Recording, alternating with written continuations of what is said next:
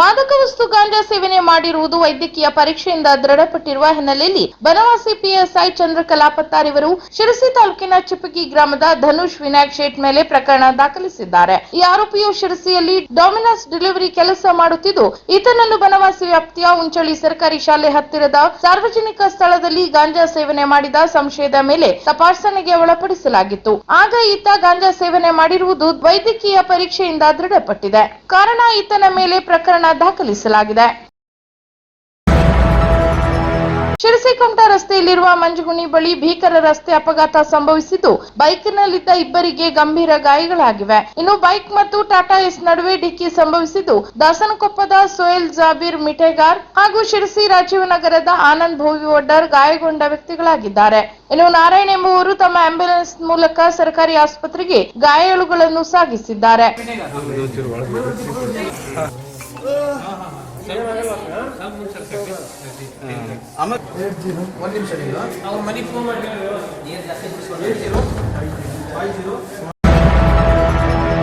ಶಿರಸಿ ನಗರದಲ್ಲಿ ಸೈಬರ್ ಅಪರಾಧಗಳ ಜಾಗೃತಿಗಾಗಿ ಶಿರಸಿ ನಗರ ಠಾಣೆ ಪೊಲೀಸರು ಪೋಸ್ಟರ್ ಅಭಿಯಾನವನ್ನು ಹಮ್ಮಿಕೊಂಡಿದ್ದಾರೆ. ಶಿರಸಿಯ ಕೆನರಾ ಬ್ಯಾಂಕ್ ಹಾಗೂ ಶಿರಸಿ ನಗರ ಪೊಲೀಸ್ ಠಾಣೆ ಸಹಭಾಗಿತ್ವದಲ್ಲಿ ಸಾರ್ವಜನಿಕರಿಗೆ ಸೈಬರ್ ಸುರಕ್ಷತೆ ಮತ್ತು ಭದ್ರತೆ ಹಾಗೂ ಅಪರಾಧಗಳ ಕುರಿತು ಜಾಗೃತಿ ಮೂಡಿಸಲು ಪೋಸ್ಟರ್ ಅಭಿಯಾನ ಕಾರ್ಯಕ್ರಮವನ್ನು ಹಮ್ಮಿಕೊಳ್ಳಲಾಗಿದ್ದು, ಸೋಮವಾರದಂದು ಶಿರಸಿ ಉಪವಿಭಾಗದ ಡಿಎಸ್ಪಿ ಗಣೇಶ್ ಕೆಎಲ್ ಅವರು ಪೋಸ್ಟರ್ ಬಿಡುಗಡೆ ಮಾಡಿ ಶಿರಸಿ ನಗರ ಠಾಣೆ ವತಿಯಿಂದ ಸೈಬರ್ ಅಪರಾಧಗಳ ಬಗ್ಗೆ ಜಾಗೃತಿ ಮೂಡಿಸಲು bank, bus stand, auto stand, ಮಾಲ್ಗಳು, ಮಾರುಕಟ್ಟೆಯಂತಹ ಜನಸಂದಣಿ ಪ್ರದೇಶಗಳಲ್ಲಿ ಪೋಸ್ಟರ್ ಅಭಿಯಾನ ಕೈಗೊಳ್ಳಲಿದ್ದು, ಸಾರ್ವಜನಿಕರು ಸಹ ಸೈಬರ್ ಸುರಕ್ಷತೆ, ಭದ್ರತೆಯ ಬಗ್ಗೆ ಮುನ್ನೆಚ್ಚರಿಕೆ ವಹಿಸುವುದು ಅಗತ್ಯವಾಗಿದೆ ಎಂದರು. ಇನ್ನು ಕಾರ್ಯಕ್ರಮದಲ್ಲಿ ಶಿರಸಿ ವೃತ್ತ ನಿರೀಕ್ಷಕರಾದ ಶಶಿಕಾಂತ್ ವರ್ಮಾ, ನಗರ ಠಾಣೆ PSI Nagappa B, Canara bank ಹಿರಿಯ ವ್ಯವಸ್ಥಾಪಕ ಜಂಜೇಶ್ವರ್ ಭಾವ, ಸಹಾಯಕ ವ್ಯವಸ್ಥಾಪಕ ಯೋಗೇಶ್ ಪಾಟೀಲ್ ಸೇರಿದಂತೆ ಠಾಣೆಯ ಸಿಬ್ಬಂದಿಗಳು ಉಪಸ್ಥಿತರಿದ್ದರು.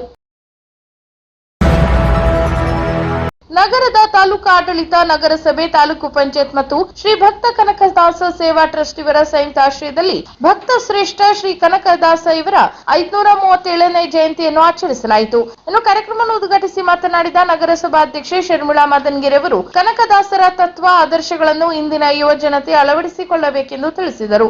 ಈ ವೇಳೆ tahsildar Sridhar Mundalmane, DYSP KL Ganesh, BEO Nagaraj Naik, D Bangarappa ಸೇರಿದಂತೆ ಮುಂತಾದವರು ಉಪಸ್ಥಿತರಿದ್ದರು.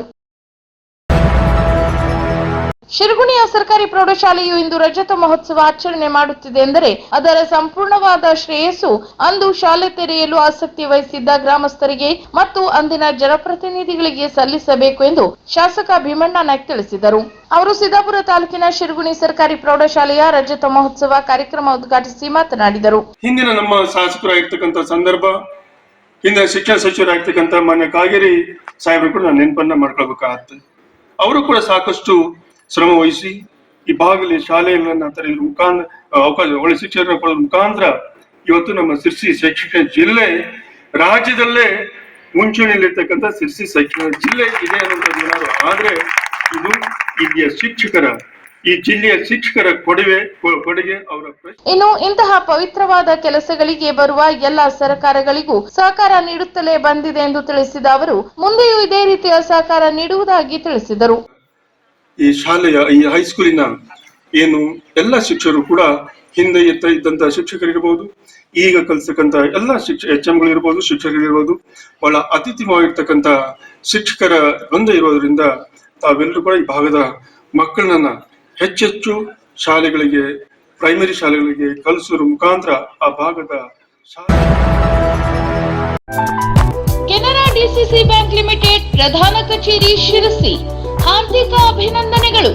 ರಾಜ್ಯ ಸರ್ಕಾರದಿಂದ ಪ್ರದಾನ ಮಾಡುವ 2024-25ನೇ ಸಾಲಿನ ಸಹಕಾರ ರತ್ನ ಪ್ರಶಸ್ತಿ ಪುರಸ್ಕೃತರಾದ ಸಹಕಾರ ಕ್ಷೇತ್ರದಲ್ಲಿ ಉತ್ತಮ ಸಾಧನೆಗೈದ ಮಹನೀಯರುಗಳಾದ ಶ್ರೀ ಜಿಎನ್ ಹೆಗ್ಡೆ ಹಿರೇಸರ, ಅಧ್ಯಕ್ಷರು, ಶ್ರೀಮಾತಾ ವಿವಿಧೋದ್ದೇಶಗಳ ಸೌಹಾರ್ದ ಸಹಕಾರಿ ಸಂಘ ನಿಯಮಿತ ಹಿರೇಸರ, ಶ್ರೀ ಗಣಪಯ್ಯ ಕನ್ಯಾಗೌಡ ಮುಗುಳಿ, ಮಾಜಿ ಅಧ್ಯಕ್ಷರು, ಹೊನ್ನಾವರ ಕೃಷಿ ಹುಟ್ಟುವಳಿಗಳ ಮಾರಾಟ ಸಂಘ ನಿಯಮಿತ ಹೊನ್ನಾವರ, ಹಾಗೂ ಶ್ರೀ ರಾಘವ್ ವಿಷ್ಣು ಬಾಳೇರಿ, ಅಧ್ಯಕ್ಷರು, ಹೊನ್ನಾವರ ಪಟ್ಟಣ ಸಹಕಾರ ಬ್ಯಾಂಕ್ ನಿಯಮಿತ ಹೊನ್ನಾವರ.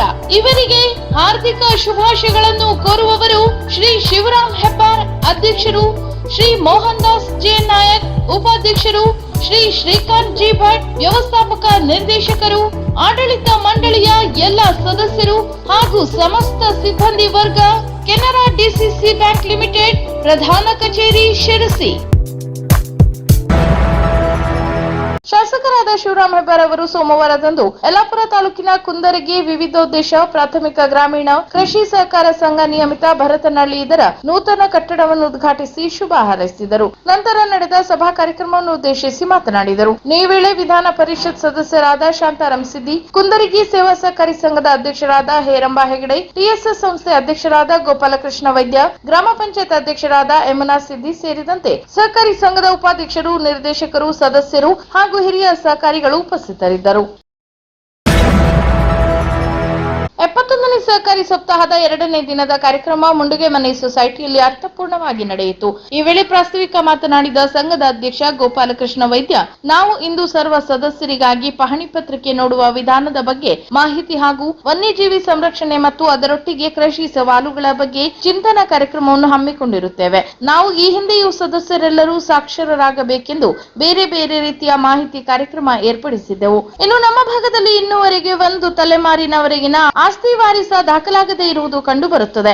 ಈ ಮಾಹಿತಿ ಶಿಬಿರದಿಂದ ಪಹಣಿ ಪತ್ರಿಕೆ ಪರಿಶೀಲಿಸುವುದು ಹಾಗೂ ಇದರ ಪ್ರಾಮುಖ್ಯತೆಯನ್ನು ಸದಸ್ಯರು ತಿಳಿಯಬೇಕು ಎಂದರು. ಇನ್ನು ಕಾರ್ಯಕ್ರಮ ಉದ್ಘಾಟಿಸಿದ ಸಹಕಾರ ಸಂಘಗಳ ಸಹಾಯಕ ನಿಬಂಧಕ ಅಜಿತ್ ಶಿರಹಟ್ಟಿ ಮಾತನಾಡಿ, ಸಹಕಾರಿ ಸಪ್ತಾಹವನ್ನು ಏಕೆ ಆಚರಿಸಬೇಕು ಹಾಗೂ ಸಹಕಾರಿ ತತ್ವಗಳು ಯಾವುದೆಂದು ವಿವರಿಸಿದರು. ಇನ್ನು ಶಿರಸಿ ಗ್ರೇಡ್ 2 ತಹಶೀಲ್ದಾರ್ ಶ್ರೀ ರಮೇಶ್ ಹೆಗಡೆ ಅವರು ಪಹಣಿ ಪತ್ರಿಕೆಯನ್ನು ನೋಡುವುದನ್ನು ಕಲಿಯಿರಿ, ಹಾಗೆಯೇ ಪಹಣಿ ಪತ್ರಿಕೆಯನ್ನು ಆಧಾರ್ ಕಾರ್ಡ್ನೊಂದಿಗೆ ಜೋಡಿಸುವುದು ಕಡ್ಡಾಯವಾಗಿದೆ ಎಂದು ತಿಳಿಸಿದರು. ಅಲ್ಲದೆ ಇದನ್ನು ಪ್ರತಿಯೊಬ್ಬರು ಮಾಡಬೇಕು. ಹೀಗೆ ಜೋಡಣೆಯಾಗದೆ ಹೋದರೆ ಸರ್ಕಾರದ ಯಾವ ಸವಲತ್ತುಗಳು ಸಿಗದೆ ಹೋಗಬಹುದೆಂದು ಇದೇ ವೇಳೆ ಎಚ್ಚರಿಸಿದರು. ಇನ್ನು ನಿವೃತ್ತ ತಹಶೀಲ್ದಾರ್ ವಿಟಿ ಹೆಗಡೆ ಇವರು ಪಹಣಿ ಪತ್ರಿಕೆಯ ಪ್ರತಿಯೊಂದು ಅಂಕಣಗಳು ಏನೇನು ಮಾಹಿತಿ ನೀಡುತ್ತದೆ ಎಂದು ಸಚಿತ್ರಗಳ ಮೂಲಕ ವಿವರಿಸಿದರು.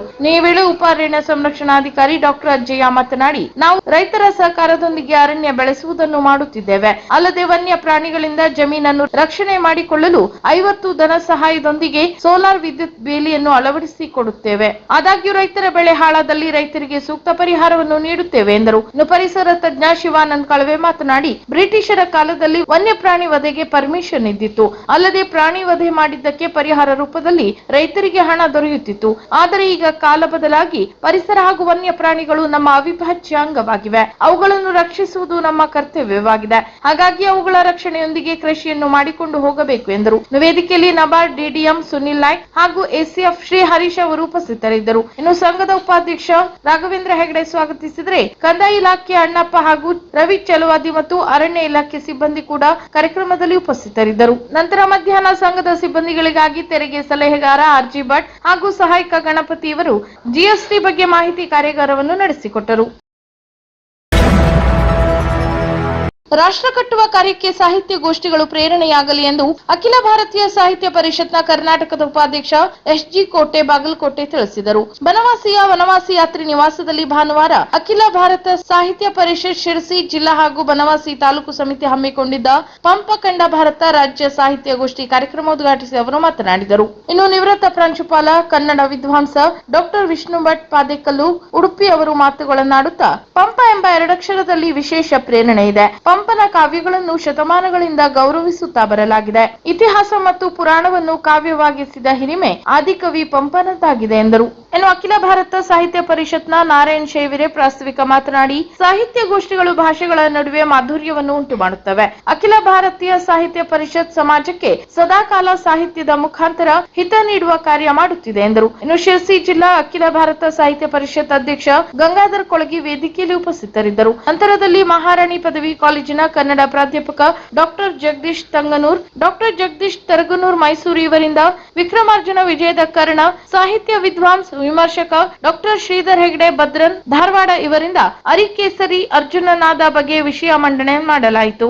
ಇನ್ನು ಶೃಂಗೇರಿ ರಾಷ್ಟ್ರೀಯ ಸಂಸ್ಕೃತ ವಿಶ್ವವಿದ್ಯಾಲಯದ ಪ್ರಾಧ್ಯಾಪಕ ರಾಘವೇಂದ್ರ ಅವಲೋಕಿಸಿದರೆ, ಮಧ್ಯಾಹ್ನ ನಿವೃತ್ತ ಪ್ರಾಧ್ಯಾಪಕ ಸಾಹಿತಿ ಕುಮಟಾ ಟಿಜಿ ಭಟ್ ಹಾಸಣಿಗೆ ಇವರಿಂದ ಪಂಪನ ನಾಯಕನಾಗಿ ಅರ್ಜುನ, ಆದಿಕವಿ ಪುರಸ್ಕೃತ ವಿದ್ವಾಂಸರು ಡಾಕ್ಟರ್ ಪುಟ್ಟು ಕುಲಕರ್ಣಿ ಕುಮಟಾ ಇವರಿಂದ ಪಂಪನ ಕೃಷ್ಣ ವಿಷಯದ ಕುರಿತು ಮಂಡನೆ ಮಾಡಿದರು. ಇನ್ನು ಸಂಸ್ಕೃತ ವಿದ್ವಾಂಸ ಲೋಹಿತಾಶ್ವ ತೀರ್ಥಹಳ್ಳಿ ಇವರಿಂದ ಅವಲೋಕನ ನಡೆಯಿತು. ಇನ್ನು ಅಖಿಲ ಭಾರತ ಸಾಹಿತ್ಯ ಪರಿಷತ್ ರಾಜ್ಯ, ಜಿಲ್ಲಾ, ತಾಲೂಕು ಪದಾಧಿಕಾರಿಗಳು, ಸಾಹಿತ್ಯ ಅಭಿಮಾನಿಗಳು ಈ ವೇಳೆ ಉಪಸ್ಥಿತರಿದ್ದರು.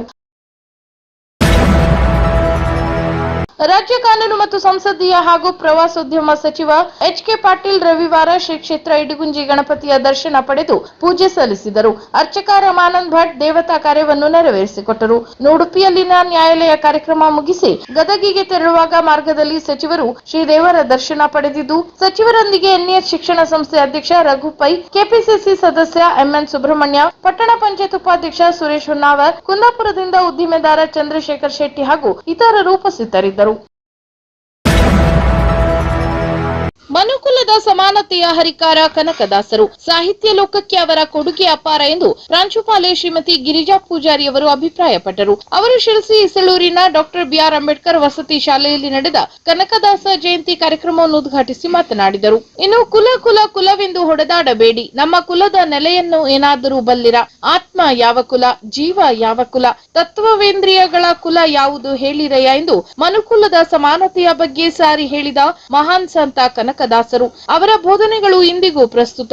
ಪ್ರತಿಯೊಬ್ಬರೂ ಅದರ ಅರ್ಥವನ್ನು ಅರಿತು ಬಾಳಬೇಕು ಎಂದರು. ಇನ್ನು ಶಾಲೆಯ ಕನ್ನಡ ಭಾಷಾ ಶಿಕ್ಷಕಿ ಶ್ರೀಮತಿ ರೂಪಾ ನಾಯ್ಕ್ ಮಾತನಾಡಿ, ಸುಮಾರು 316 ಕೀರ್ತನೆಗಳನ್ನು ರಚಿಸಿದ ಕನಕದಾಸರು ನಮ್ಮೆಲ್ಲರಿಗೂ ಆದರ್ಶಪ್ರಾಯರು. ಅವರು ಮೋಹನ ತರಂಗಿಣಿ, ನಳಚರಿತ್ರೆ, ರಾಮಧಾನ್ಯ ಚರಿತ್ರೆ, ಹರಿಭಕ್ತಿ ಸಾರ, ನರಸಿಂಹಸ್ತವ ಎಂಬ 5 ಪ್ರಮುಖ ಕಾವ್ಯ ಕೃತಿಗಳನ್ನು ರಚಿಸಿ ಸಾಹಿತ್ಯ ಜಗತ್ತನ್ನು ಶ್ರೀಮಂತಗೊಳಿಸಿದ ಕೀರ್ತಿ ಅವರಿಗೆ ಸಲ್ಲುತ್ತದೆ ಎಂದರು. ಇನ್ನು ವಸತಿ ಶಾಲೆಯ ನಿಲಯ ಪಾಲಕರಾದ ಬಸವರಾಜ್ ಧರಿಗೊಂಡ ಅವರು ಮಾತನಾಡಿ, ವಿದ್ಯಾರ್ಥಿಗಳು ಕನಕದಾಸರ ಆದರ್ಶಗಳನ್ನು ತಮ್ಮ ಜೀವನದಲ್ಲಿ ಅಳವಡಿಸಿಕೊಳ್ಳಬೇಕೆಂದು ಕರೆ ನೀಡಿದರು. ಇನ್ನು ಸಂಗೀತ ಶಿಕ್ಷಕ ವಿಶ್ವನಾಥ್ ಹಿರೇಮಠ್ ಹಾಗೂ ವಿದ್ಯಾರ್ಥಿ ತಂಡದವರು ನಡೆಸಿಕೊಟ್ಟ ಕನಕದಾಸರ ಸಂಗೀತ ಗೋಷ್ಠಿಯು ಕಾರ್ಯಕ್ರಮದ ಸಾರ್ಥಕತೆಗೆ ಹಿಡಿದ ಕನ್ನಡಿಯಾಗಿತ್ತು. ಇನ್ನು ಕಾರ್ಯಕ್ರಮದಲ್ಲಿ ಕುಮಾರಿ ಕೀರ್ತಿ ಸ್ವಾಗತಿಸಿದರೆ ವಿದ್ಯಾರ್ಥಿನಿ ಶ್ರೀನಿಧಿ ನಾಯ್ಕ್ ನಿರೂಪಿಸಿದರು. ಕುಮಾರಿ ಗೋಪಿಕಾ ವಂದಿಸಿದರು. ಅಂತೆಯೇ ಕಾರ್ಯಕ್ರಮದಲ್ಲಿ ಶಾಲೆ ವಿದ್ಯಾರ್ಥಿಗಳು, ಶಿಕ್ಷಕರು ಹಾಗೂ ಇತರ ಸಿಬ್ಬಂದಿಗಳು ಉಪಸ್ಥಿತರಿದ್ದರು. ಹೊತ್ತು ನವಮಾಸ ಪರ್ಯಂತ ಗರ್ಭದೋಳು, ಹೊತ್ತು ನವಮಾಸ ಪರ್ಯಂತ ಗರ್ಭದೋಳು, ಅತ್ಯಂತ ನೋವು ಬೇನೆಗಳಿಂದಲೇ, ಅತ್ಯಂತ ನೋವು ಬೇನೆಗಳಿಂದಲೇ ಹೆತ್ತ ತುಪ್ಪವನಿತ್ತಿ ಸಲುಹಿದ ತಾಯ್ ತಂದೆ, ಹೆತ್ತ ತುಪ್ಪವನಿತ್ತಿ ಸಲುಹಿದ ಮಾಯೆ ನೀ ದೇಹ ನಿನ್ನಳು ದೇಹ, ನೀ ಮಾಯೆಯೊಳಗೋ ನಿನ್ನಳು ಮಾಯೆ.